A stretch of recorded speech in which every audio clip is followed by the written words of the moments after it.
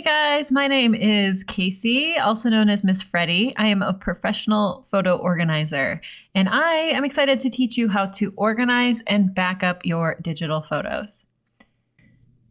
So as I said, my name is Casey. You can call me Casey or Miss Freddie. I respond to both. And I was a professional photographer for 10 years. And then in 2017, I got certified as a professional photo organizer.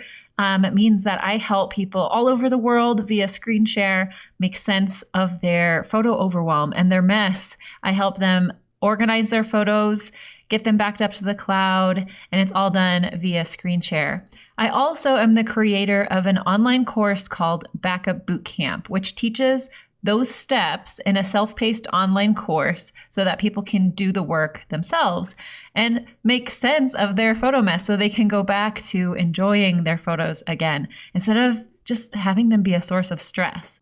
So through this presentation, you're going to see branding for Backup Bootcamp. That is the online course. So basically today for free, I'm giving you an overview of the entire Backup Bootcamp process. So here's the goal. On the left, we have your current situation, or at least a common current situation, which is you might have photos saved on phones, maybe multiple phones, maybe old CDs that you burned as backups, maybe your current computer, old computers in the closet, old external hard drives, who knows? They're scattered in multiple places. Oh, and don't forget there's some in the cloud too. So that is the current, left side of this is the current situation. We are feeling overwhelmed. Our photos are everywhere. And on the right is the goal of this process in Backup Bootcamp. That is to get all photos in one place, organized. And here you see I have folders by year and month, and then backed up to the cloud. So you have one true photo library that has everything in it. It's organized. And then you have backup copies of that in the cloud so that you can access them from other devices, and you can have the general peace of mind that your things are backed up and saved in more than one location. So what is the backup best practice? It helps to remember the 3-2-1 method. Your goal is to have photos saved in 3 locations on 2 different types of media. That means like a phone or a computer, with at least one residing off-site. That usually means a cloud backup. Now, the reason you want to have both on-site and off-site versions of your backup is to diversify you and keep you safe. Let's say you have a computer and an external hard drive that's your backup. Well, if there's a flood in your office, it's going to take both the computer and the external hard drive at the same time. Whereas if you have a copy in the cloud, off-site, if your computer gets taken in the flood, it's okay. You have that copy in the cloud outside of your home to restore from later. And then on the other hand, I think it's important to have that on-site copy. These days with the prevalence of the cloud, there's a lot of people who've moved away from computers and they just work off of cloud-based storage. But I think it is important to have a copy locally as well, so that if your internet is out for a week, or maybe you're on vacation at a cabin that doesn't have internet access and you want to be able to scrapbook or use your photos, make a slideshow, you should be able to do that. You should have a copy on site that's yours, in addition to the copy that's off site. So remember, 3-2-1, photos saved in 3 locations on 2 different types of media with at least one residing off site. Now, there's a really important distinction to make in terms of definitions here. Backup versus sync. Backup, think of as a one-way street. You take a photo on your device, it backs up to the cloud, and it stays there no matter what happens to the original device. That means the backup is safe in the case of data loss or you accidentally delete off your original. It is still in the backup. Sync, on the other hand, is a two-way street. You take the photo, it backs up, but if you delete the photo from the original source, it is removed also from the cloud. So if you're using a cloud service that is sync, consider this as only one copy. Now, something that many people don't realize is iCloud is a sync, not a backup. So when you have iCloud enabled on your phone, even though you see the same version of the photo on your phone and your iPad and your Mac, that is all one copy. If it gets deleted from one of those places, it gets deleted from all the places. I'm not saying iCloud is bad or not to use it. You absolutely can use it, and it has a nice convenience, but consider it as only one copy in your goal to achieve 3 copies. So here's a sample backup scenario. This is the most common that I see and that I help my clients set up. That is to have iCloud as their one source, an external hard drive as a second source, and then Amazon backs up the external hard drive as their third source. One thing many people don't know is that if you are a Prime member with Amazon, that you get unlimited full-size photo backup storage at Amazon using Amazon Photos. So actually you only have to pay for video storage, which for most people is $20 a year. And to put that in comparison, other cloud services are usually $100 to $200 a year. So that is an excellent option as a third source. If you are already paying for your Prime membership, take advantage of the unlimited full-size photo storage that you're given. This is my specific scenario. I have all of my photos saved on an external hard drive. I have a copy placed in Dropbox, and I have a copy in Amazon. So I actually have 2 cloud options and 1 on-site option, my external hard drive. And I don't personally use iCloud for my photo or video backup. It's just a service that I don't want to pay for since I feel like I'm covered with Dropbox and Amazon. So how does this whole workflow of Backup Bootcamp work? Your first step is to select a cloud service. If you're using iCloud, then you'll want to select what other type of cloud service that you want to use. Like I said, Amazon is the most popular one with my clients, and it's the one I most frequently recommend because most likely you're already paying for it. Number 2, you're going to centralize your photos into one location.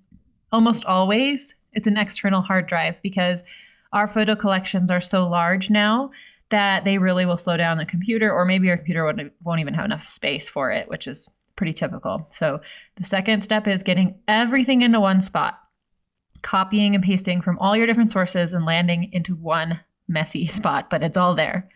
The next step is we're going to remove duplicates because most likely things that resided on your CDs overlap with what was on your computer, overlaps with what was on your phone. I don't even worry about that. I just let the duplicate removal, which I'll talk about later, clean that up.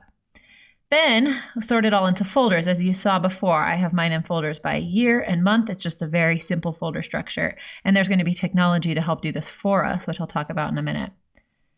And then the last step is to back it up to the cloud. All of this effort is focused on getting it on either your computer or your external hard drive, getting all of that in place. And then you want to make sure that the cloud matches that so that you have an extra copy elsewhere. And that copy is then accessible from your phone without taking up a whole bunch of space. All right, what about the junk? This is the question I get most frequently, and my answer will probably surprise you. My answer is to ignore it for now. Because if you worry about the junk as your first step in I'm going to organize my photos, the natural progression is, okay, well, I'm going to start by cleaning up my camera roll. That's what everyone wants to do first. But here, the truth is, if you worry about the junk, you're never going to move on to the important work of organizing and backing up because there is so much junk.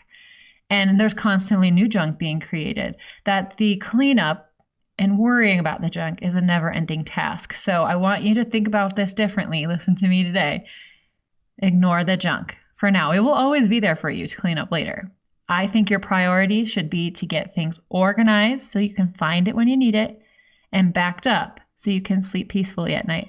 And then you can always come back and worry about the junk later. What about videos? I get asked this a lot too. I actually organize my photos and my videos all together. Those year-month folders I showed you have a combination of photos and videos inside them. And the Backup Bootcamp process that I'm outlining now applies to both. All of the software I'm going to share works for both photos and videos. What about physical photos? I give the advice to handle your digital photos first. Actually, your digital photos are more vulnerable statistically for data loss. And so I want you to focus on those first. After you're finished, you'll have a nice structure in place, those year-month folders. And it's very easy to layer in new photos should you digitize your physical photos later. So just focus on one project at a time. Physical photos can wait. We're going to focus on digital photos first and then physical photos next. So, like I said, the first step is to choose a cloud service. And my favorite is Amazon, but here are some of the popular ones and how they compare. So as you can see, Amazon's my favorite because it checks all the boxes for me. It's a very affordable price. It has automatic upload from your phone, automatic upload from your computer. It stores things in full size. It has search functionality like facial recognition. It maintains your folder structure. Like I showed those year-month folders, it keeps all that intact, and it is really easy to download from should you need this backup if you have, a hard drive crash. The other services vary. As you can see, they check different boxes. Some are more expensive, like iCloud and Dropbox are around $120 a year. OneDrive is pretty popular with my PC clients because it is included with your Office 365 subscription. So if you're paying for like PowerPoint and Excel and Word, you have a terabyte of storage in OneDrive included. So that is pretty popular with my PC clients usually. The one that I want to talk about a little more is Google Photos. This is very, very popular. A lot of people use it. Their search functionality is incredibly good. Out of the ones on this list, they are the most accurate in terms of the search results. Like their facial recognition knows me as a baby versus me as a teenager versus me now. They know that that's the same person, and it's just kind of frighteningly good. My concern with Google is it is very difficult to get your files out. So I often tell my clients, you can absolutely use Google, but I want it to be your backup to the backup. I don't want you to put all your faith in Google only to find out later that it's going to take you a ton of work to get your stuff out. And it's going to be a big mess when you get it out. So yeah, absolutely you can use Google. It's free. I understand why it's popular, but I just try to discourage people from relying on it as their main backup source. If you're feeling overwhelmed by this decision, on my website, I actually have a free quiz. If you go to missfreddie.com/cloud, and it will ask you for, your preferences on certain things, and then it will make a recommendation for you based on your inputs in the quiz. So that is a kind of a helpful way if you're looking for a customized personal recommendation. All right, you've picked your cloud service, and so next you want to start centralizing your photos. Make a list of all your photo sources and bring everything into one central digital photo hub. So here I've written down a phone, computer desktop folders, memory cards, old CDs, maybe an old computer, and then maybe you have a couple things scattered across different cloud services that people have shared with you that you want to download. Bring everything, copy and paste everything into this digital photo hub so that everything's in one place. And as I said before, almost always I recommend this digital photo hub should be an external hard drive so that you're not limited by space and you have room to grow. The external hard drive that I use most frequently is the Western Digital Passport. It's very affordable. It's like $60 for a 2 terabyte, and it's super small. It's like the size of a wallet. It powers off your computer, so you don't need to manage too many cords. It's just a nice option. I usually grab it off Amazon for about $60. Always copy and paste your files when you're bringing them into your digital photo hub. Do not drag and drop them. One thing that really helps lessen anxiety when people are going through my Backup Bootcamp course is when I explain that we're making a brand new copy and that's organized and cleaned up for you to transition to. We are not touching your original files or jeopardizing your original files. As you're going through this, you're creating a brand new copy. So you do not need to be fearful of this process or worry, oh, I just don't want to lose something or I don't want to make a mistake and ruin everything. You're making a brand new copy. You're copying and pasting everything. You're not dragging and dropping. And then do not worry about duplicates. You could drive yourself crazy trying to research, oh my gosh, do I already have the stuff that's saved on the CD? Or do I have the stuff that's saved over here on this computer? Or Is this flash drive a repeat? Don't even consider it. Just find all your sources, copy and paste them all over, because later we're going to use a duplicate finding tool that's going to help us clean it all up automatically. So your goal in the centralizing step is to just account for everything and then copy and paste it all onto your digital photo hub. Speaking of duplicates, that's the next step. And you guys, this one is my favorite step. There are 2 programs, one for Mac, one for PC, that are awesome. They're completely automatic to help us determine what photos are duplicates. It looks at the visual components of the photos, not just the file name or the date that it was taken, to determine if something is really a match. And then it has intelligent logic that recommends which version is the one you should delete. So it's going to prioritize things that are larger in file size or higher resolution or have more metadata for you to organize with. It's really smart. They also have matching levels. I always run the duplicate cleaner at a high level so that I'm finding things that are photographically like 2 perfect matches.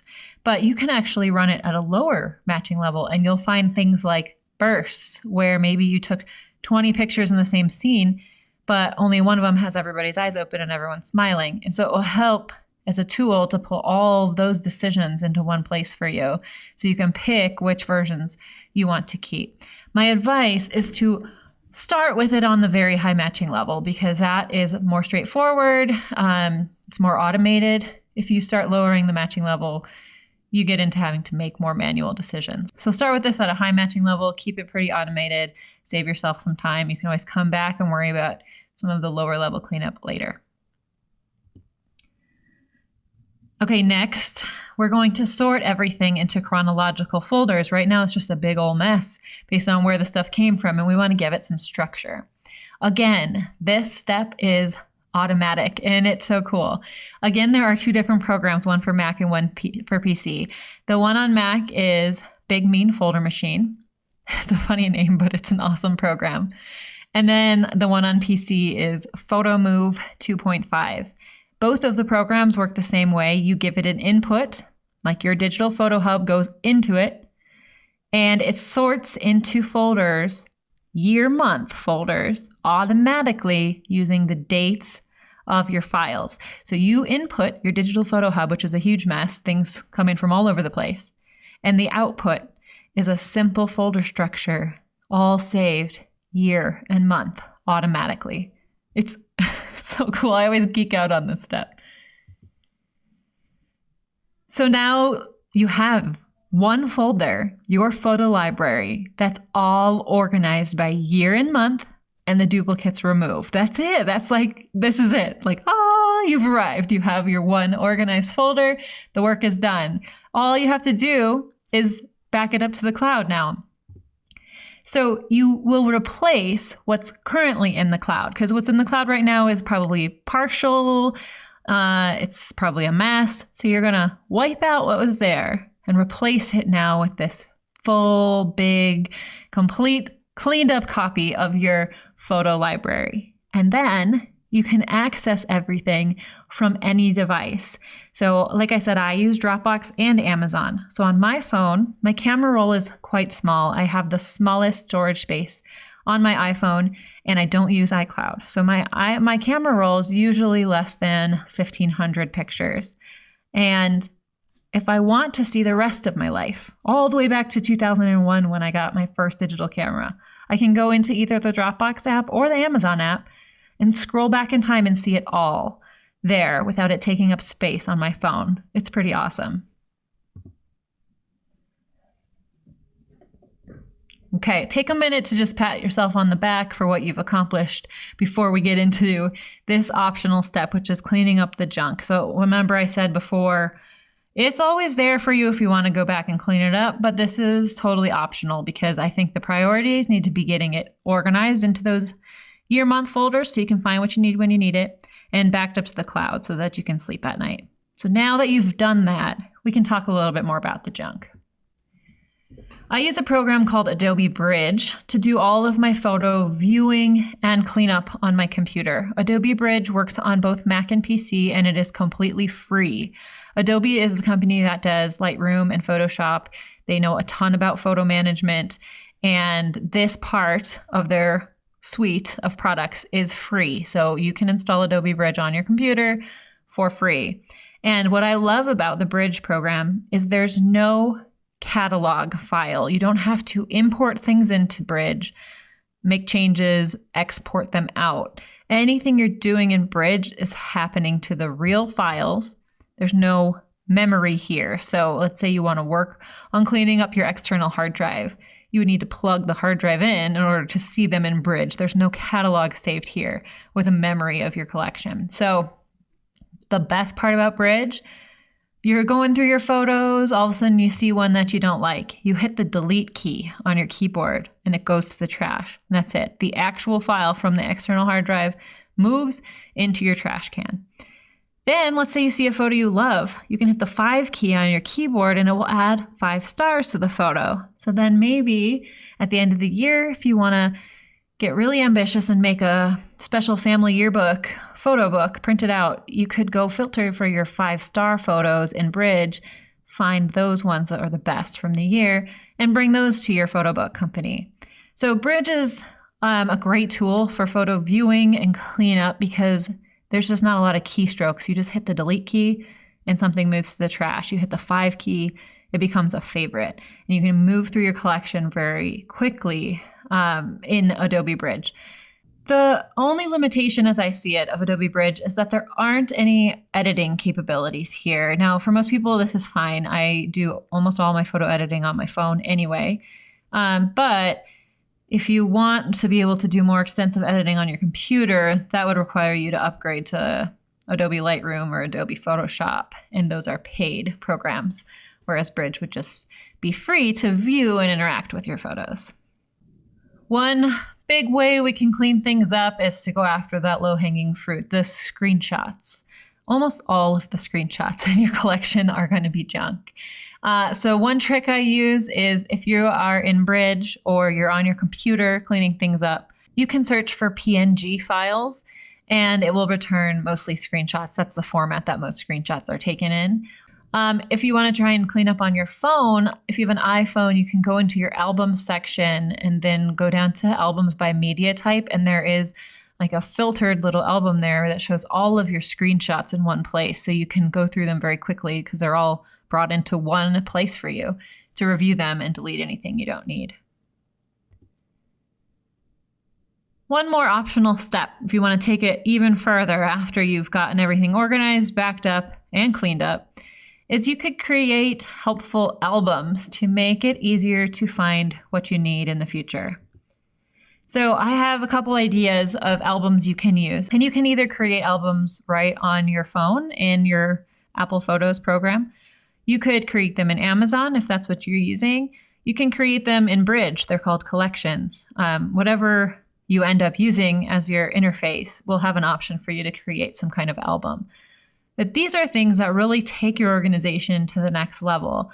So for example, best of kid, family, or pet. I have an album for each of my kids. I have a best of Colin, a best of Jill. I add things in there occasionally when I get a really cute photo of them. I'll just add it into the best of. And that way, if I need a picture of her to send into school for some reason, I'll just go to the best of Jill folder, see all my favorites right there. And I even have a best of Colby Jack, which is my dog. So if somebody wants to see a picture of what my dog looks like, I can just go to the best of Colby and see all the cute shots of him that I've saved there. One thing to note about albums, this is really important, is albums are actually a reference to the actual photo. So on your phone, if you have an album that is best of Colby Jack and you have a bunch of pictures in there, I can actually delete the whole album and I won't be deleting the pictures. They will stay in my camera roll. So think of an album as like a playlist. Your music library is one thing, and then your playlist you make to kind of compile favorites into easier to find or play modes. And so think of albums like that. You're making little projects or albums that are kind of like quick reference to get to the things you need. You're not actually managing the photos directly. So you could delete these at any time when you're finished with the project or when they're no longer valuable without deleting your original photos, if that makes sense. Some other examples, I have an album on my phone for recipes. I'm often scrolling through Instagram and I'll see something like, oh, that sounds delicious, and I'll screenshot it and then never find it again. And so when I'm meal planning, I can go to my recipes folder and find those kinds of things pretty quickly. Inspiration, let's say you're working on a home project. Hypothetically, you are remodeling your basement. You can screenshot pictures or different things on your phone as you encounter them, or take pictures of different finishes or paint colors, whatever it is, and then put them in this album. So when you're meeting with your contractor, you have everything you need in one spot. And when the project's finished, again, you can just delete the whole album itself and be done with it. Quotes. I was thinking with this one, like inspirational quotes. If you're having a bad day, you can come into this quote section, see some uplifting content to kind of change your mental space. Kids' artwork. I don't know about you guys, but I am drowning in kids' artwork. They bring so much of it home. And so what I do is I photograph it, just like I put it down on a piece of white poster board and I just photograph it and then I throw it in the trash. Don't tell them. I throw it in the trash and then I can just make an album of kids' artwork so I can flip through it if I ever wanted to see it.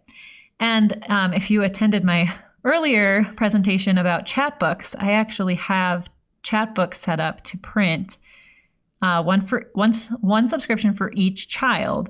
So my daughter Jill gets a book automatically from Chatbooks with all of her artwork that I photograph. Just comes in the mail every 60 pieces of art, which she gets a book in the mail from Chatbooks. And then my son has a separate subscription, so all of his are in his book. And so it's totally automated and it's great if you're looking for a way to get on top of all of the kids' artwork. Gift ideas. Let's say you're walking through Costco. Your daughter says, oh my gosh, I really want this doll. And you're like, well, I'm not going to buy it from you, but I'll take a picture and put it in this little gift idea album so that come Christmas time, I'll remember that this doll was something that she was interested in. Scanned photos. Scanned photos can be complicated in your library because their dates are often inaccurate. So the pictures may be from 1980, but you scanned them in 2014. And so they show up incorrectly in your catalog digitally. So I sometimes think it's helpful to just put old photos to the side, organized in their own folders so that I can get to them all in one place. School photos. I know sometimes it's fun to see the progression, so I'll just throw my kids, like the professional, formal school photos, I'll throw them into their own folder so that every year I can see them side by side.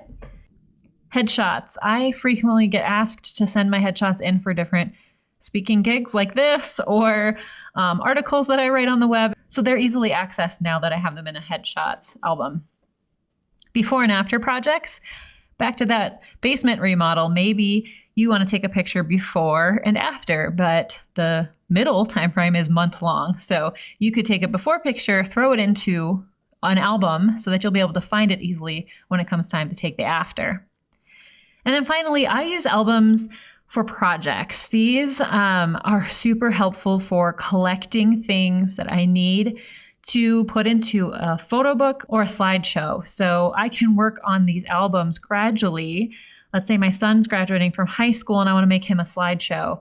Well, if I have a few minutes in the car or I'm on the sidelines of soccer practice looking for something to do, I can quickly scroll through my camera roll and add things gradually to these project folders so that when I'm ready to make the project, I sit down and I've got everything curated and set aside and ready to go.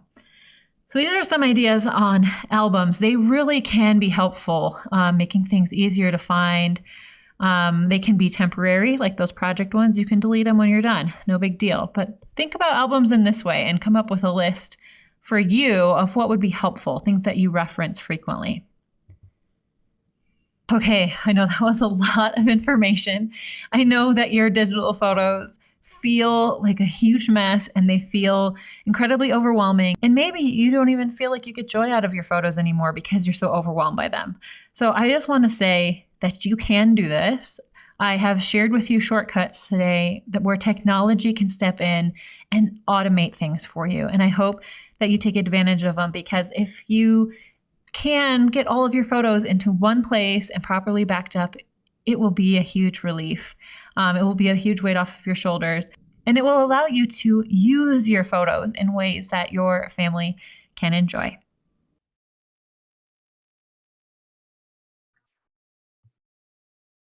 All right. I know that is a lot of very technical, detailed information about organizing. So I imagine that there's some questions. If you guys want to add your questions into the chat, I will answer some questions as I see them come through, and I can answer it. While I wait, I have the album Best of Colby Jack. I got a request to see my dog, and he's sleeping at my feet, so I'm not gonna show you the actual dog, but that's him with my, oh boy, the light's bad. There he is. He's a micro mini golden doodle. He's about 20 pounds, and he is 12 years old. He was my first child. So a quick way that you can make that, so I actually made that quick little Best of Colby album on my phone while that presentation was happening, because I use Amazon and Adobe Bridge, like I said, to do my organizing. So on my camera roll, if I go to the search feature and type in dog, all those pictures of Colby came up. So I just checked the ones that were my favorite and did add to album, and I named it Best of Colby.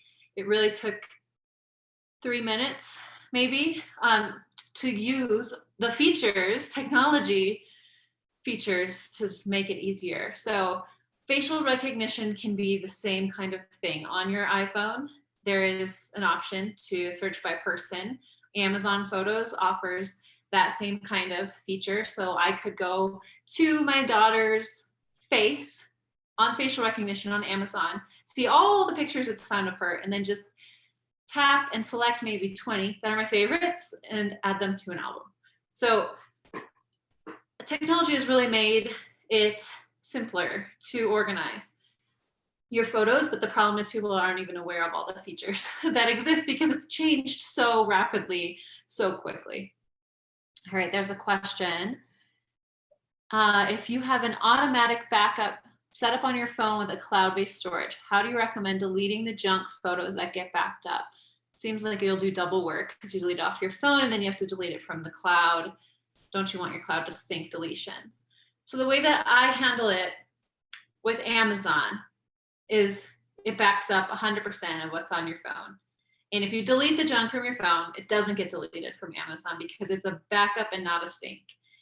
That does help you because if you accidentally, like your toddler got a hold of your phone, locked you out of your iCloud account, and you lost everything, it would be in Amazon. Junk too, all of it would be in Amazon. So it is smart to have it as a backup, but I totally understand how that feels frustrating to have to delete in 2 places. The way that I deal with it is I handle the deleting on my computer while I'm filing the Amazon contents to my hub. I say once a year. I'm updating my hard drive with the most recent year's worth of data. And at that point, I'm filtering as I'm reviewing everything that's come to Amazon in the last year. Is this even worth keeping? For me, like 75% is not. It's like temporary screenshots of things that you took in the moment. So I just use that. I call that my filtration point. Once a year, I review what has come to Amazon in the last year from my phone, and I file it to my hard drive if it is worth keeping. And then Amazon replaces, it has a computer backup automatically. So it replaces, like what I file on my hard drive replaces what was done in Amazon. And then I kind of just operate independently with my camera roll. When my phone tells me I'm out of space, I just kind of delete a bunch of stuff, because for me, my camera roll is temporary. It's not where I scroll back in time 20 years to see the first photo that I ever took. I can go to Amazon to see all that information. My camera roll for me is usually about 1,000 items, my most recent stuff, and I just keep taking pictures and keep it on my camera roll until I get a message from my phone that says I'm out of space, because I don't pay for iCloud.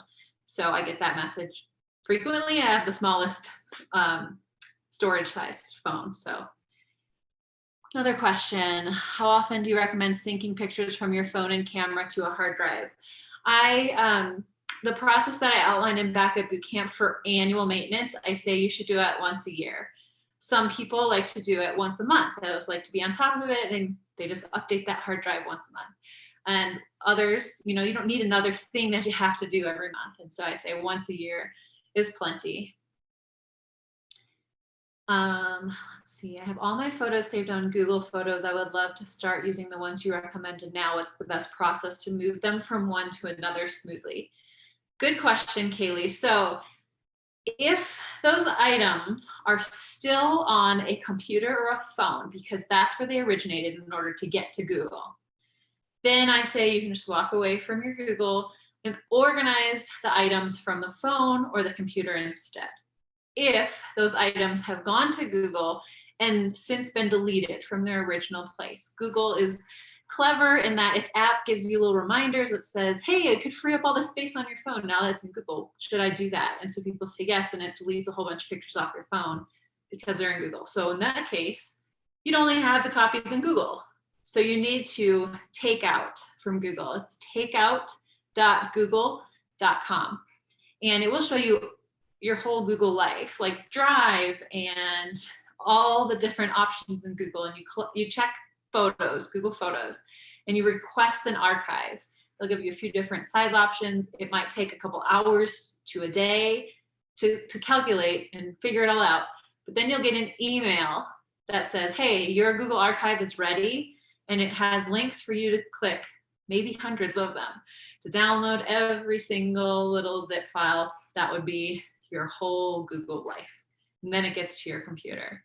So unfortunately, Google makes it, as I said, Google makes it very difficult to get your stuff out. Clicking all of those links and waiting for them to download and then unzipping them is a pain in the butt, but you only have to do it one time, and then those photos are back in your possession. You can organize them how you want, you can clean up how you want, and then you can take them to any cloud service that you like.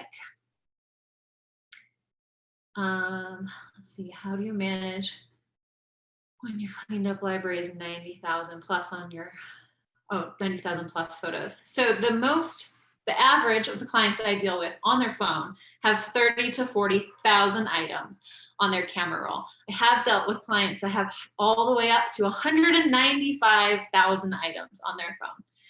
And the process that I outlined in bootcamp helps you get that structured into folders by year and month. And instantly that starts to feel less overwhelming, because when you see that number 90,000 and then you're just scrolling and there's no structure, that feels really heavy and hard to find what you need. So I really love those year and month folders to just give structure to my huge library. And honestly, then the numbers don't feel so overwhelming. And the junk isn't even really noticeable then, because it's kind of nested inside organized folders. And you might notice you aren't really bothered by the numbers with the junk anymore.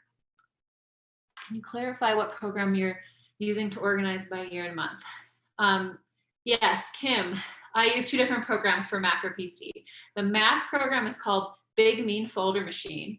You take an input folder or multiple input folders, dump it onto the program, and you can set different criteria for how you want it to organize.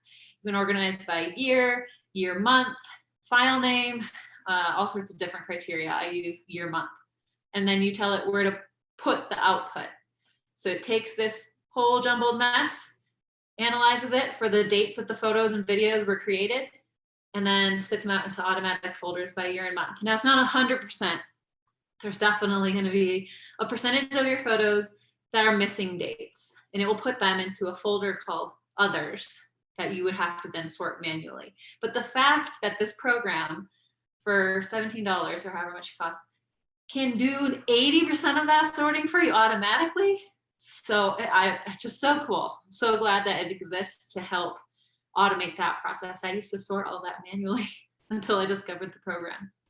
And then the equivalent on PC is called Photo Move 2.5. And that one is less expensive. They have a free version too. It just doesn't allow you to get to the same level of detail that I like. And the paid version is $8.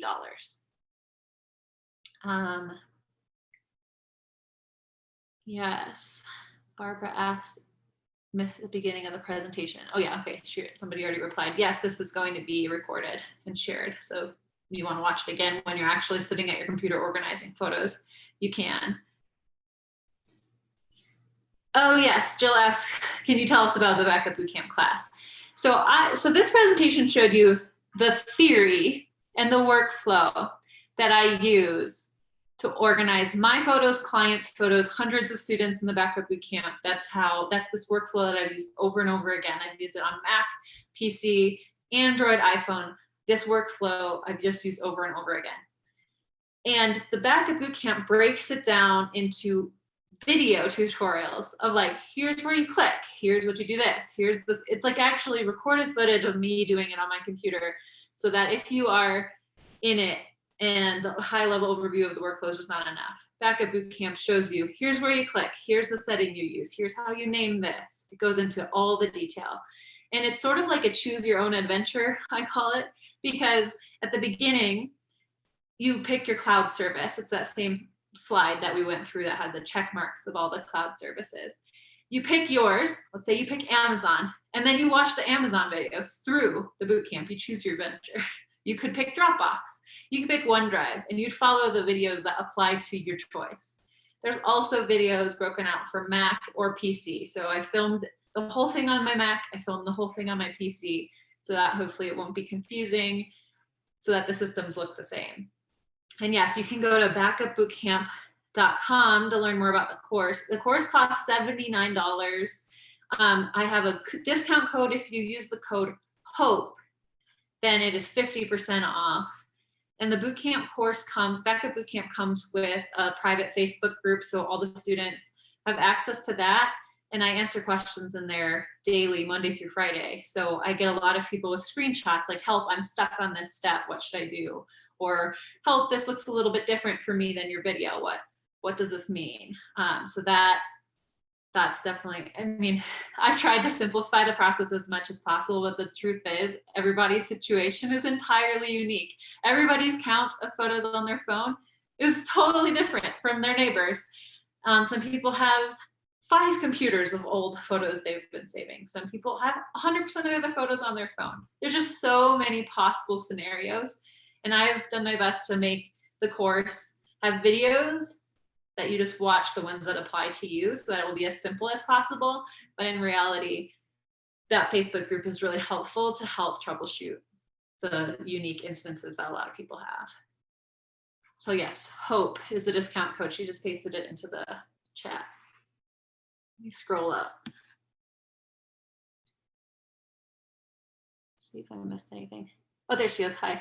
Did I miss any questions up there? No, you didn't. But everyone, please keep thinking of your questions and keep chatting. We have a little bit of time left.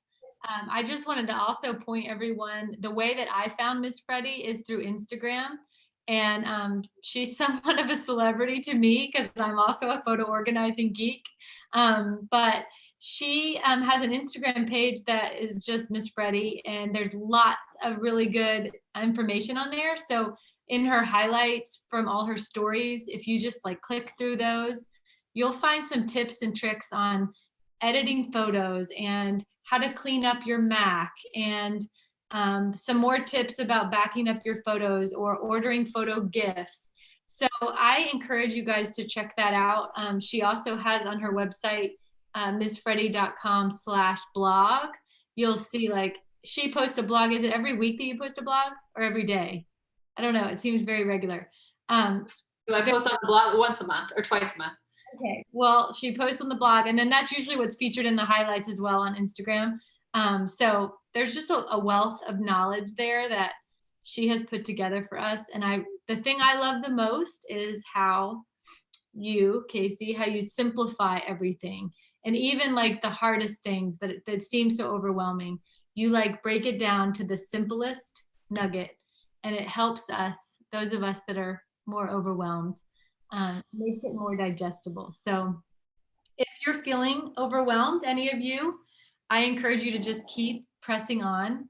One of the things I love about Casey is she always says, just do one thing, and then you can do the next thing. So don't get overwhelmed, just do something. I'm inspired by this. To make use of. I bought this when it went on Amazon. It's another hard drive. That Yep. There was a deal of the day.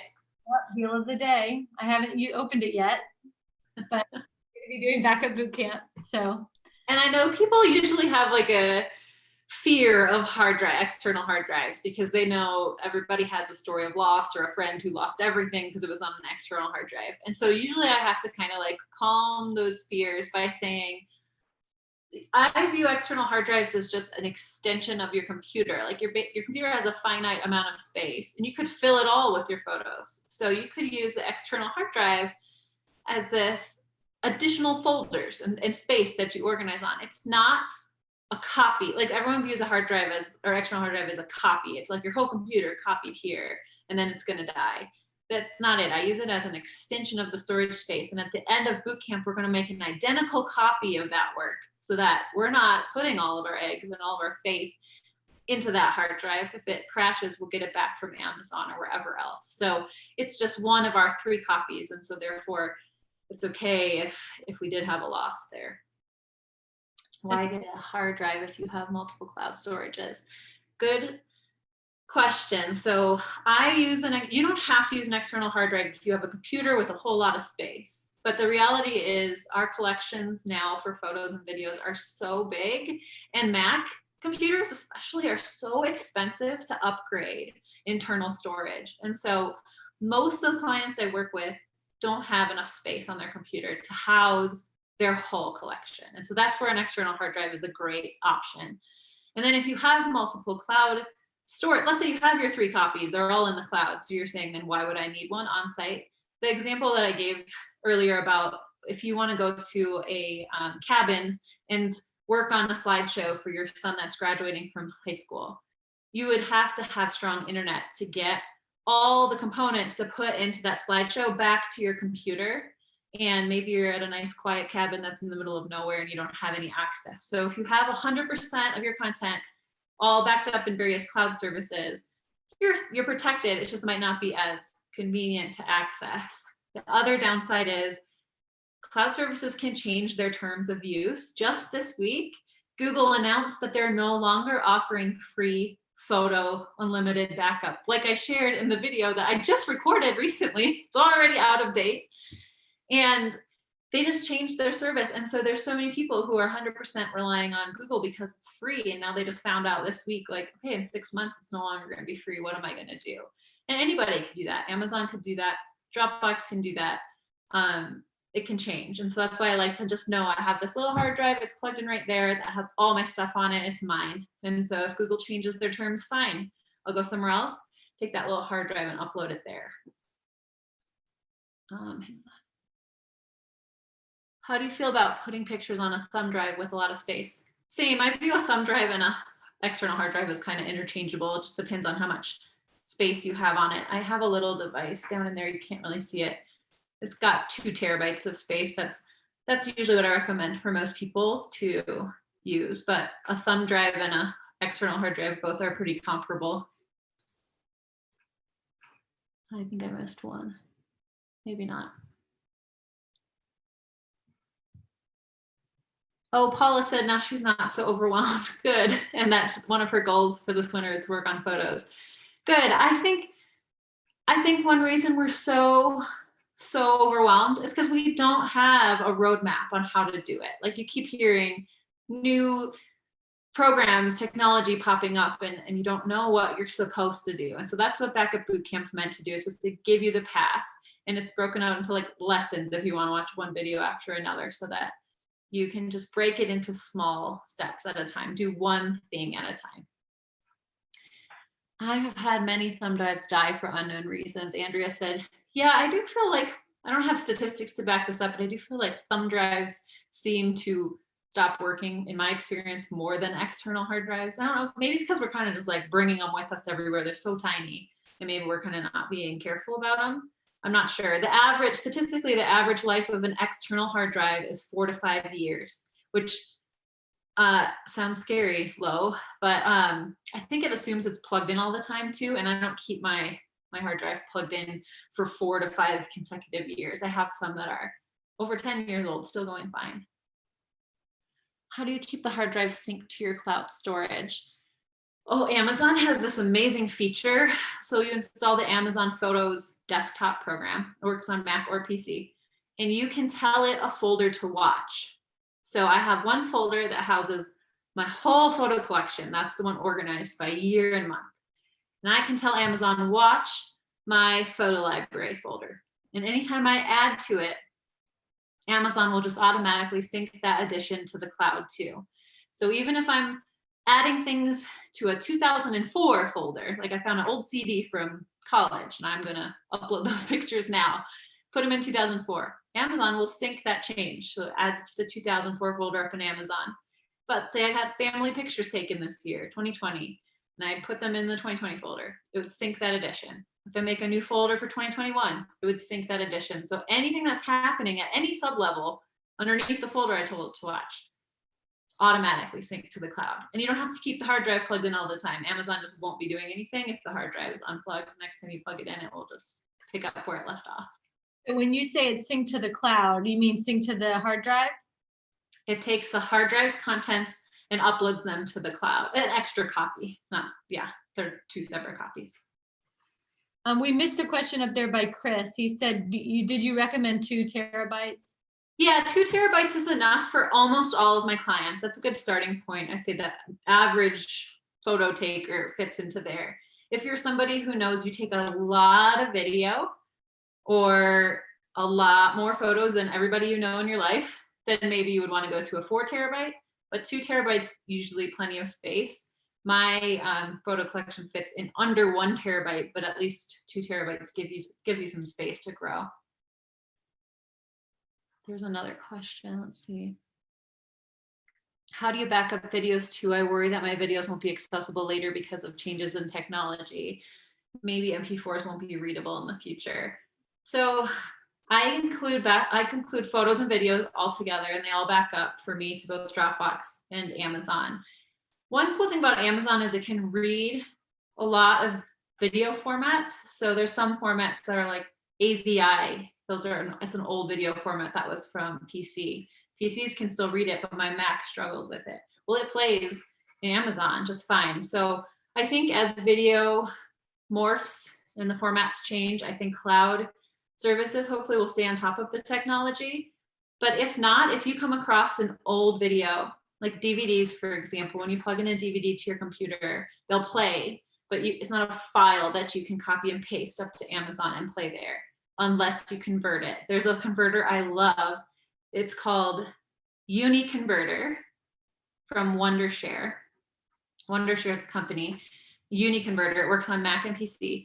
And you just drag a video onto the program and tell it the format you want it to come out in. It's really easy. So if you plug a DVD into your computer, it will pop up in UniConverter and say, do you want to convert this? You say yes, and that's it. Then it becomes an MP4 that you can play anywhere.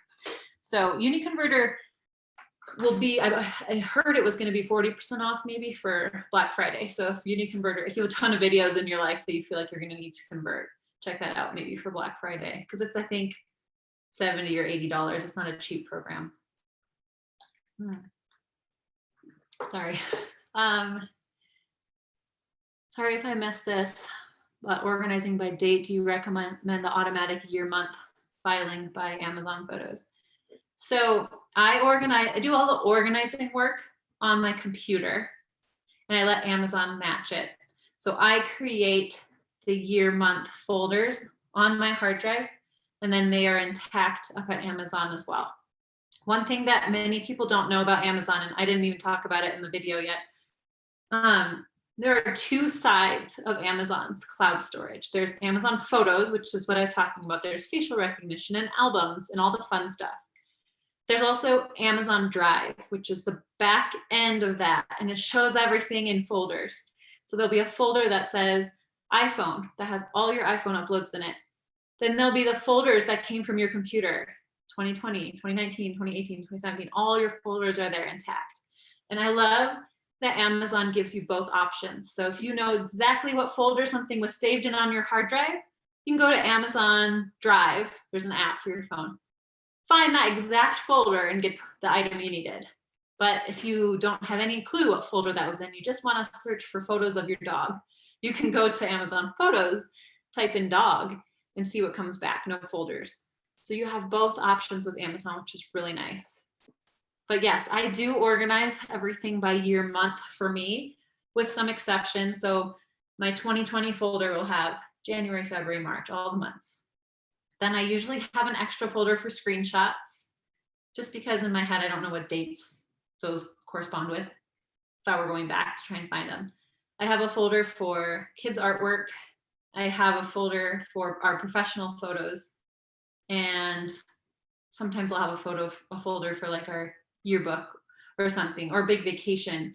So you don't have to 100% be year, month only. I sometimes have some descriptive folders too underneath the year, if that's going to help you find your folders or your pictures faster.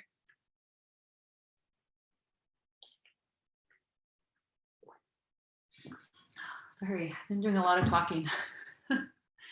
We appreciate all your talking. And that was a recorded video, so it wasn't even me talking live, but just say out of words today. Let me scroll up. So if you guys are looking for like, how do you start today? Okay, I'm feeling good, Miss Ready, I want to do it. What was my first task? Go to the App Store and download the Amazon Photos app. Sign in with your Prime account.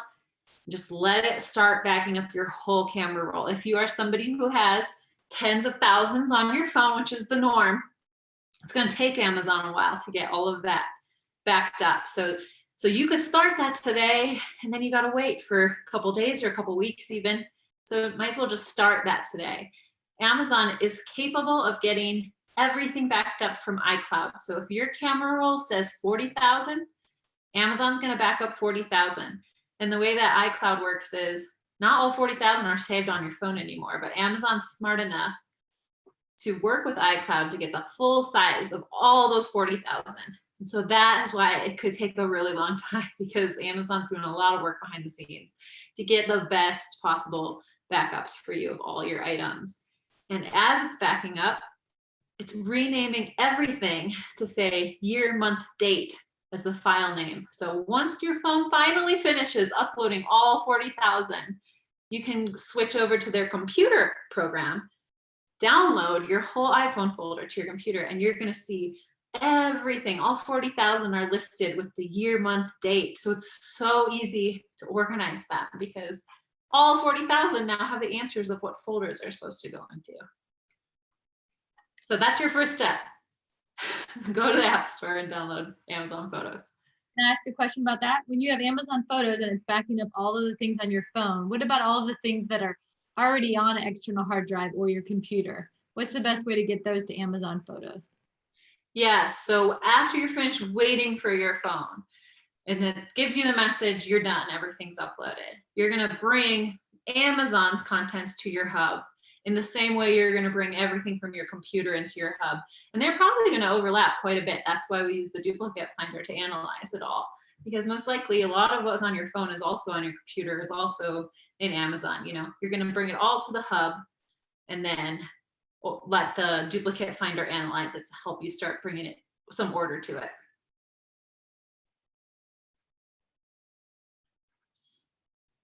I'm searching. No, we're good. So if you guys enjoyed this, Miss Freddie also did another breakout session on creating a photo legacy.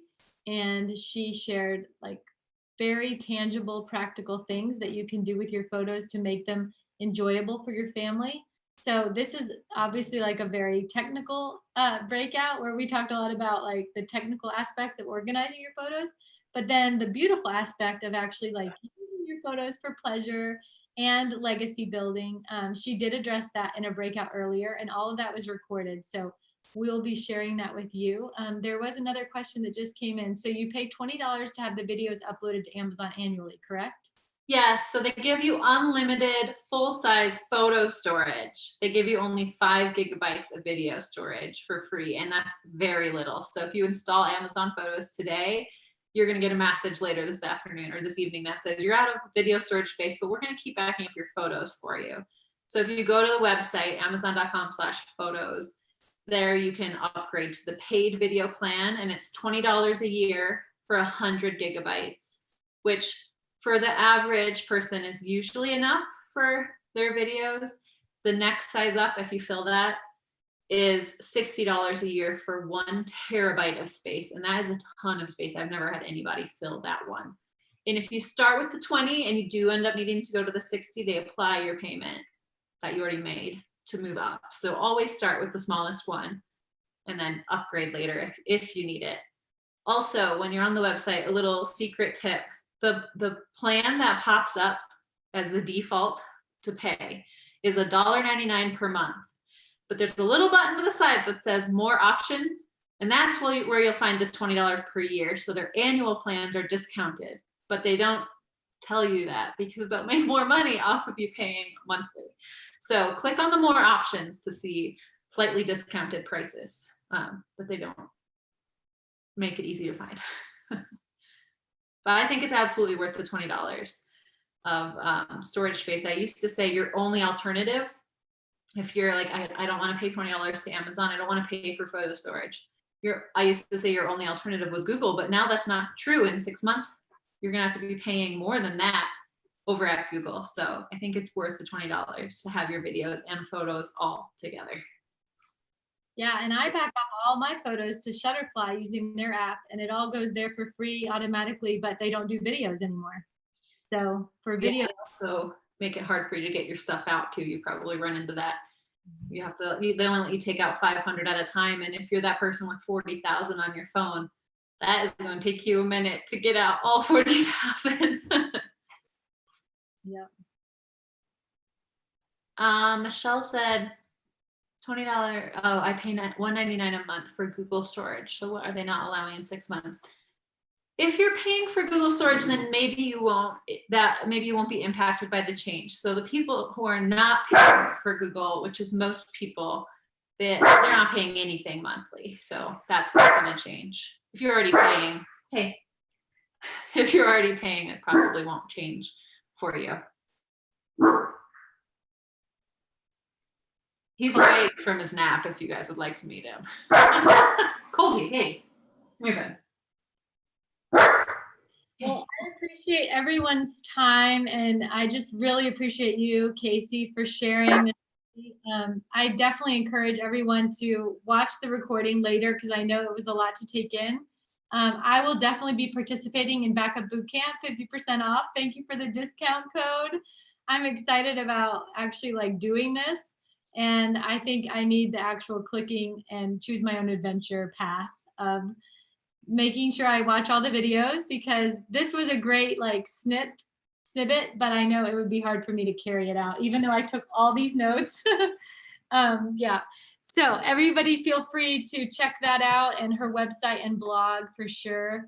I am going to paste our announcements one more time in the chat for sure. If you haven't made a Giving Tuesday page yet, please do that. Really, we just want you to tell your IoH story. That's what we want, so that you can share it on social media. And for sure, Hope at Home groups are going to be awesome next month in December. So please don't miss that. If you haven't already visited, has anyone visited the photo booth? I want to see in the chat. If you've already done the photo booth today, please put a little yes in the chat, because Andrea Boyle, what are you waiting for? No. Photo booth. Honestly, oh, good job, Dylan. I haven't had a lick of time today. I've been in a breakout session literally all day since 10 o'clock. So I think now I'm going to go to the photo booth. Maybe you can join me. We can take a picture. Yeah. I was going to say one more thing about Backup Bootcamp. One cool thing about it is it includes future updates. So when Amazon changes their interface inevitably, or, one of the programs I use to remove duplicates changes their interface, like I record new videos and upload it too, so you can grow with it. It's not something you have to buy again and again as technology changes. You're so sweet. Seriously. Well, I'm glad to see that Kaylee has done photo booth and a few others. So please, everybody hang out and go over there. Tonight is going to be family game night. You guys, we have tons of prizes, so don't miss that. It's going to start sometime here soon. But first we have our evening coffee gathering in about an hour. So I guess grab some dinner. I don't know what time is it where you guys, it's dinner time for me. So East Coast. Thanks, Colby Jack, for sharing your mom with us. Now you're probably ready. He's calmed down now. Sorry. He barked at the first one too. You just never know. I work hard to like make sure someone's covering the kids, and then so it's the dog. You're in good company. Yeah. Well, we appreciate you. Everybody have a great night. We'll see you at something, a gathering or family game night with Andrew Peterson too. So Thank you. bye, Miss Freddie. Bye, guys. Thanks for joining.